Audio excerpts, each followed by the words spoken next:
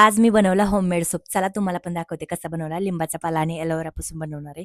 दोन्ही स्वच्छ धुवून एका मिक्सरच्या भांड्यामध्ये छोटे कट करून टाकायचे आणि छान असं बारीक करून घ्यायचं. कडुलिंबाचा वास येऊ नये म्हणून मी त्यात गुलाबजल घातलंय आणि परत एकदा मिक्सरला छान मिक्स करून घेतलं. त्यानंतर सोबेचे छोटे तुकडे करून घ्यायचे. सोबेस हा तुम्हाला कुठल्याही ऑनलाईन ॲपवर किंवा रेग्युलर स्टोअरमध्ये मिळून जाईल. आता गॅसवरती एका भांड्यात पाणी घ्यायचं आहे. गॅस चालू करून दुसऱ्या भांड्यातील सोबेस त्यात घातलाय आपण. तो पाण्यात ठेवायचा आहे.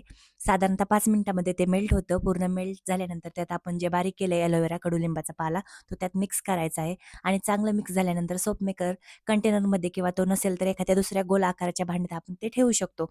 रूम टेम्परेचरवरती जास्त टाईम लागेल म्हणून मी त्याला फ्रीझरमध्ये ठेवला आहे काही काही वेळ. सोप बनवल्यानंतर त्या तुम्हाला मी लास्टला दाखवेल. तोपर्यंत मी मशीनला कपडे धुवून घेतले व इतर रविवारची साफसफाई केली. शूज, चप्पल वगैरे उन्हात वाळू घातलं. आज ऊन पडलंय आणि काही फ्रुट्स मी ऑनलाईन मागवलेत. साबण बनवायचा मोल्ड मागवायचा होता आणि डिलिव्हरी चार्ज वाचवण्यासाठी मी फ्रुट्स मागवले. पण हे पेरू अजिबात चांगले नाहीत. थोडे कच्चे आणि वेगळेच दिसतायत आणि ड्रॅगन फ्रूट पण थोडं खराबच दिसतंय. असो त्यानंतर मग मी एक शुगर क्रेव्हिंग्ज थांबवण्यासाठी ड्रिंक घेतलं. त्यानंतर मग थोड्या वेळ वाचन केलं आणि चला तर आता तुम्हाला दाखवते सोप. आणि बघा किती सुंदर साबण तयार झालाय. गोल आकाराचं पण आणि त्यानंतर जो हार्ट शेपचा बनवलाय तो पण खूप सुंदर झालाय. Thank you for watching. Bye.